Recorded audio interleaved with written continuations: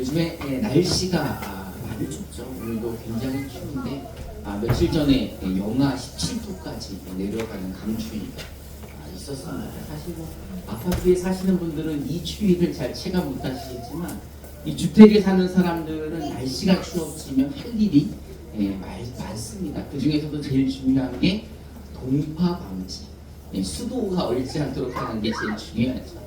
이제 교회도 날씨가 영하로 떨어지면서 이제 동파 방지를 위해 이것저것을 이제 하는데 밖에 있는 수도들은 이미 다 이제 잠가놔서 문제가 없는데 가장 취약한 게 식당에 있는 수도입니다. 그래서 항상 수도 꼭지를 조금 열어놔가지고 물을 졸졸졸 흘려 보내는데 그게 아까워서 또 이렇게 큰 대야에다 밟는데도 계속 물이 넘쳐나잖아요. 그래서 낮에는 이제 잠가놨다가 저녁엔 또 틀고 그러는데 엊그제는 얼마나 추운지 낮에 잠깐 잠가놨는데 그게 얼어버린 거예요.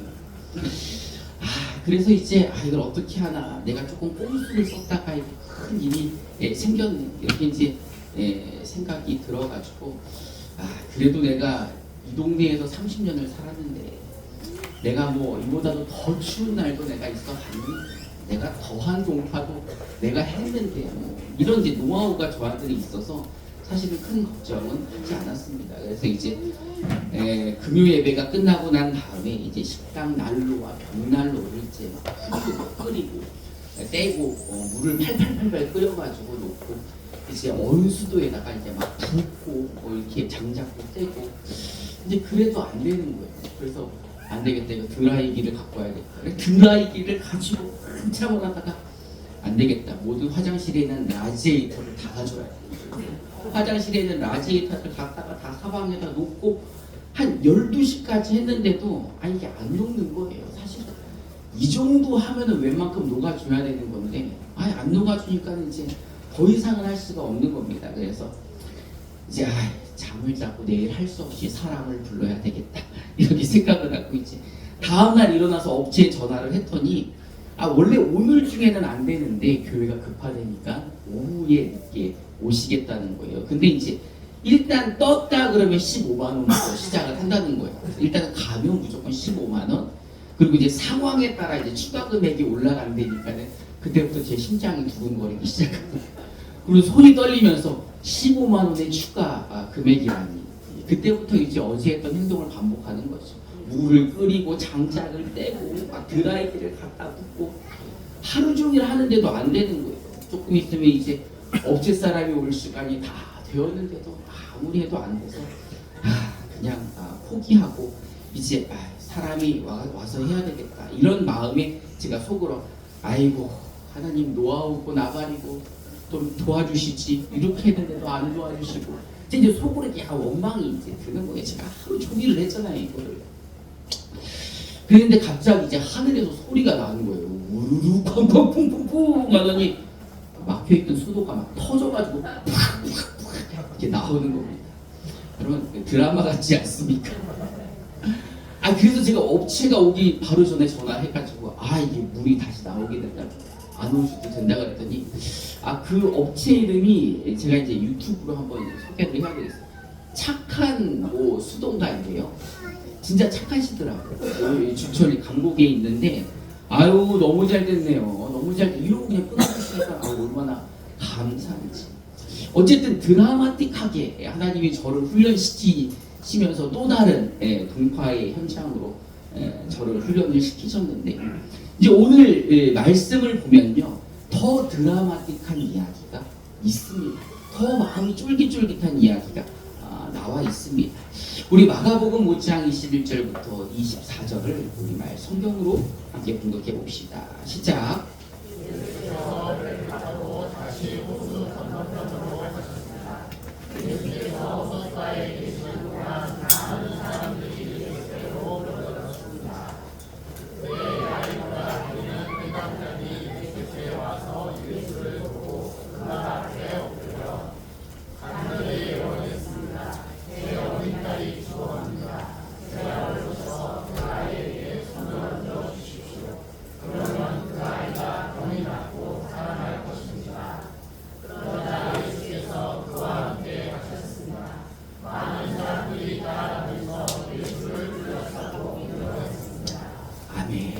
오늘 이 본문에 회당장이라는 사람이 나옵니다. 이 회당장이라는 건 그 동네 회당 안에 있는 그 8명의 장로 중에 가장 높은 사람인 거예요. 그래서 회당장, 그 사람의 이름이 야이로인데 지역에서는 가장 권위가 있는 사람입니다. 이 권위 있는 회당장이 지금 예수님의 발 앞에 나와서 엎드렸다는 거예요.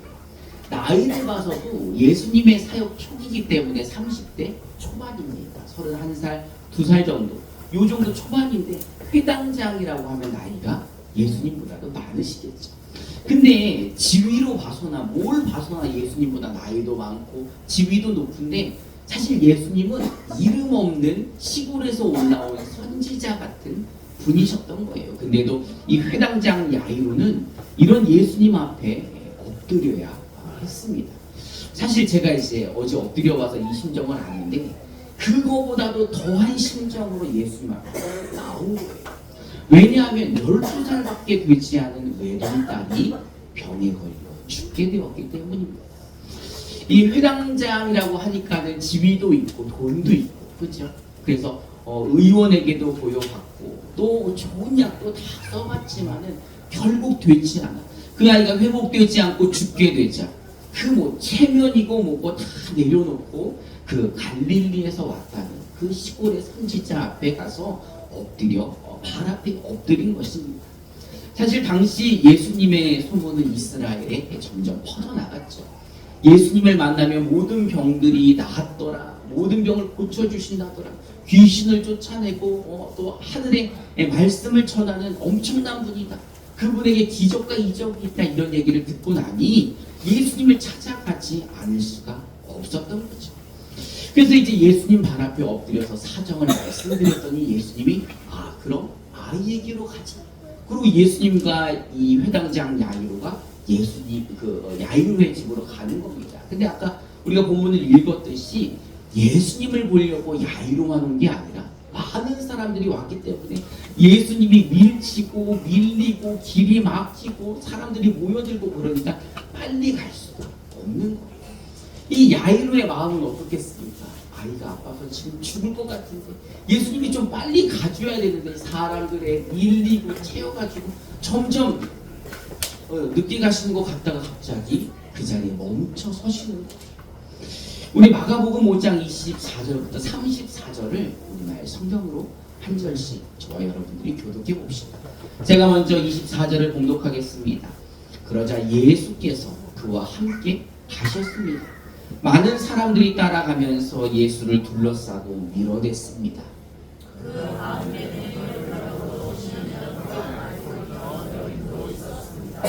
이 여인은 여러 의사에게 치료를 받으며 고생도 많이 하고 재산도 다 잃었지만 병이 낫기는커녕 악화될 뿐이었습니다.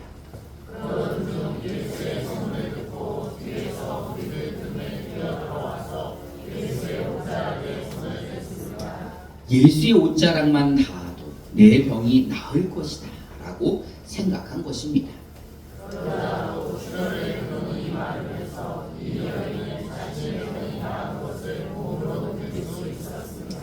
동시에 예수께서도 자신의 몸에서 능력이 나간 것을 알아차리셨습니다. 예수께서 사람들을 돌아보며 물으셨습니다. 누가 내 옷자락에 손을 대었느냐?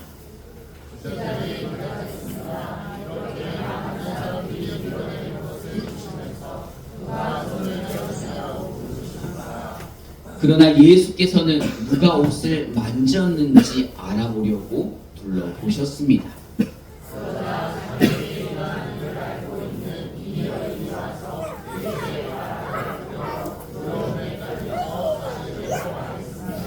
예수께서 여인에게 말씀하셨습니다. 딸아, 내 믿음이 너를 구원했다. 이제 안심하고 가거라. 그리고 병에서 해방돼 건강하여라. 할렐루야. 지금 엄청나게 기쁜 일이 일어났죠. 12년이나 혈루병으로 고생했던 여인이 예수님을 만나고 병이 나은 것입니다.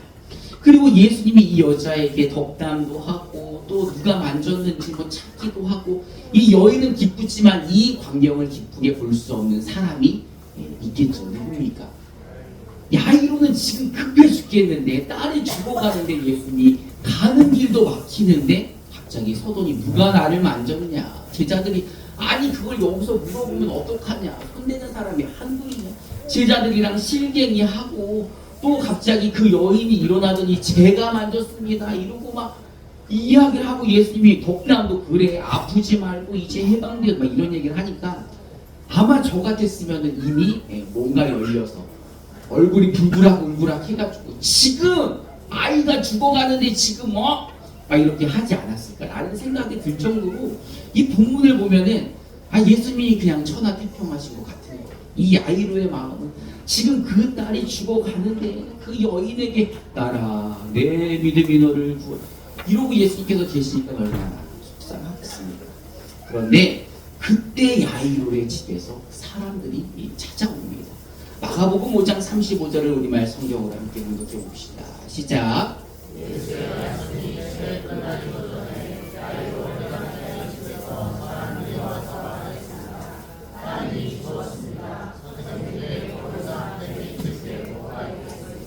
아멘.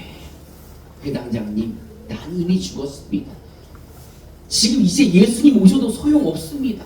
지금 여러분 이 상태면 지금 어떻게 해야 돼요? 상을 엎어야 돼요, 말아요? 지금 이거 아니 지금 누구 때문에 죽었어요? 누구 때문에? 누구 때문에? 1번 예수님, 2번 혈류병 걸린 여자. 누구에게 원망해야 돼요? 예수님이에요? 예수님한테 하기는 좀 그렇고 혈류병 걸린 여자 또 12년 만에 고침받았는데 거기다 또 화풀이 할 수도 없고 이거는 누구에게 화풀이도 할 수가 없는 거예요. 12살밖에 되지 않은 이 외동딸이 병을 앓다 죽어가는데 오직 예수님만 고칠 수 있을 것 같아서 그분을 모시고 가던 중에 이 사람들도 많아서 원망이 되고 늦게 가는 예수님도 원망되고 중간에 끼어든 이 여자도 원망스러워가지고 화가 나는데 아니 찬물도 위아래가 있지 내가 먼저 가서 예수님을 모셔갔으면 조금 기다리다 만지든가 지금 얼마나 화가 납니까. 그런데 이제 이 가운데에서도 예수님은 그가 왜 화가 나는지 그 마음속에 얼마나 슬픔이 있는지 그가 얼마나 두려운지 예수님은 알고 계셨던 거죠. 그래서 예수님이 그에게 이렇게 말씀하십니다. 우리 마가복음 5장 36절을 우리말 성경으로 함께 봉독해 봅시다. 시작. 예수께서 그 말에 아무것하지 않으시고 회당장에게 말씀하셨습니다. 두려워하지 말고 믿기만 하라. 아멘. 주변 사람들이 아유 이제 예수님 모셔도 소용없어요. 이제 예수님 더 이상 모시러 갈 필요도 없고 지금 회당장님은 가셔서 뭐 하셔야 돼요? 장례를 치르셔야지 이제 여기 있어도 소용없습니다. 이렇게 막 얘기가 있는데 예수님은 그 주변 소리에 아랑곳하지 않으시고 회당장 야이로에게 두려워하지 말고 누구를 믿으라고요? 나를 믿기만 해라. 나를 믿기만 해라 라고 말씀을 하시는 겁니다. 사실 회당장 야이로의 믿음은요 예수님이 오시면 그 딸의 병을 낫게 해주실 수 있을 것이다 라는 믿음이 있었던 거죠. 근데 그 믿음의 한계는 어디까지예요? 거기까지인 거예요. 아픈 딸을 고쳐주실 수 있을 것 같다라고 생각했지만 죽은 딸을 살려주실 거라는 생각은 하지 못했던 거죠. 그러니 포기하고 그 집안 사람들도 이제 더 이상 예수님을 귀찮게 하지 마십시오라고 이야기를 했던 겁니다. 하지만 예수님은 야이로가 생각했던 것보다 더 크신 분이었습니다. 그 문제보다 크시고 그 상황보다 더 크신 예수님은 야이로에게 두려워하지 마라. 그리고 나를 믿기만 하라 라고 말씀하셨던 겁니다. 예수님은요 야이로의 집으로 가십니다. 갔더니 집안이 완전히 그냥 초토화가 돼서 울고불고 난리가 났던 겁니다. 근데 예수님이 이렇게 말씀하십니다. 마가복음 5장 37절부터 40절을 우리말 성경으로 한 절씩 교독해 봅시다. 제가 먼저 37절을 봉독합니다. 그리고 예수께서 베드로와 야고보의 동생 요한 외에는 아무도 따라오지 못하게 하셨습니다.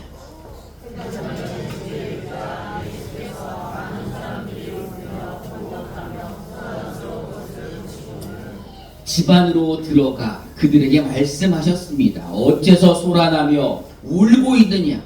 아이는 죽은 것이 아니라 그냥 자고 있는 것이다.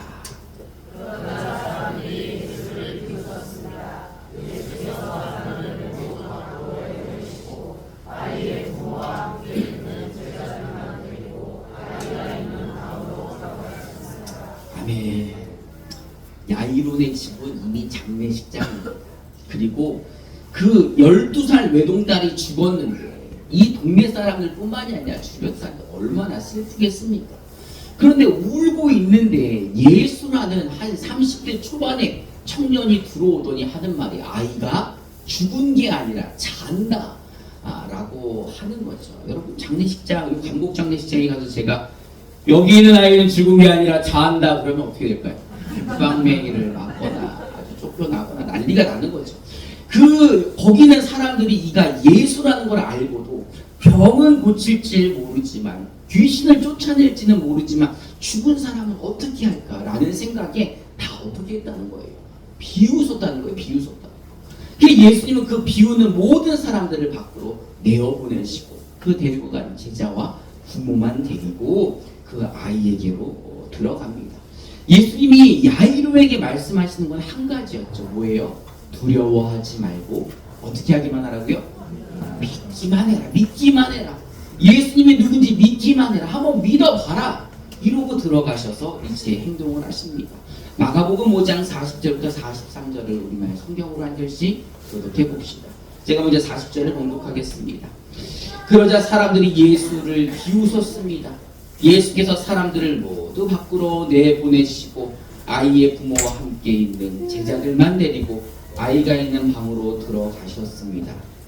예수께서 그 아이의 손을 잡고는 아이에게 가리라고 하셨습니다. 이 말을 듣고야 내가 그에게 말하라 일어나라 하셨습니다. 그러자 곧 아이가 일어나더니 걸어 다녔습니다. 이 소녀는 12살이었습니다. 이 일을 본 사람들은 몹시 놀랐습니다. 예수께서 이 일을 아무에게나 알리지 말라고 엄하게 말씀하셨습니다. 그리고 아이에게 먹을 것을 주라고 말씀하셨습니다. 아멘. 12살짜리 외동딸이 죽었습니다. 얼마나 슬픕니까? 그런데 예수님이 오셔가지고 안 죽었다, 잔다 이러고 들어가시더니 달리다굼이라고 말씀하십니다. 여러분 달리다굼이라는 것은 합성어예요. 달리다라는 것은 소녀야라는 말입니다. 굼이 바로 이제 일어나라라는 거예요. 이 달리다굼이라는 아람어는 부모가 아이한테 얘야 일어나라 이렇게 이야기하는 거예요. 달리다굼 얘야 일어나라. 우리 옆에 분들하고 한번 인사해 봅시다. 달리다굼 말씀 끝났습니다. 이제 일어나세요. 달리다굼. 여러분 달리다굼이란 아이야 일어나라 이제 일어날 때야 라고 예수님이 던지시는 말씀이에요. 죽은 아이에게 손을 붙잡으며 달리다굼이라고 말씀하시니 그 아이가 일어났다는 거예요. 여러분 믿으십니까? 여러분은 믿으십니까? 이거는 머리로 이해하는 영역이 아닙니다. 예수님을 믿는다는 것은 머리와 이성으로 믿는 게 아니라 이 마음으로 믿는 겁니다. 예수님을 믿어야 뭐가 사라집니까? 두려움이 사라지는 겁니다. 딸이 죽었다는 소식을 듣고 예수님도 필요 없고 아무것도 필요 없고 이제 두려움과 슬픔만이 몰려오는 그 야이로에게 예수님은 두려워하지 마. 나를 한번 믿어봐라. 너 나를 한번 믿어봐라. 라고 말씀하시면서 그 집에 직접 가셔서 그 아이를 고쳐주시고 아니 살려주시고 그 이 외동딸을 그 야이로에게 다시 선물로 주셨습니다.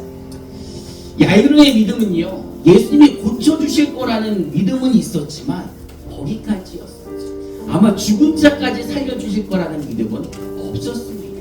그러나 예수님은요 그 이상의 능력을 가지고 계셨던 하나님의 독생자 외아들이라는 것입니다. 여러분 예수님은요 여러분들이 생각하시는 것보다 훨씬 더 능력이 많으신 분입니다. 여러분들의 생각보다 훨씬 기쁘시고 여러분들이 생각하시는 것보다 여러분들을 더 사랑하신다는 겁니다. 예수님은 우리가 알 수도 없고 깨달을 수도 없을 만큼의 능력을 가지고 계신 분입니다. 여러분이 어떤 상황이든지 어떤 문제가 있든지 어떤 어려움이 있든지 뭐 하지 말고요, 두려워하지 말고 누구를 믿어보라는 거예요. 예수를 믿기만 하라. 나를 믿어봐라. 그 문제보다 크고 그 상황보다 큰 예수님을 믿으라는 겁니다. 여러분 예수님을 믿으십니까? 그렇다면 그 믿음이 세상을 이길 수 있는 열쇠, 우리의 능력이고 그 믿음이 우리의 힘이고 능력인 것입니다. 이제 그 믿음 가지고 세상을 넉넉히 이기시기를 주님의 이름으로 축원합니다. 이 시간 우리 함께 찬송하고 기도하는 시간 갖도록 하겠습니다.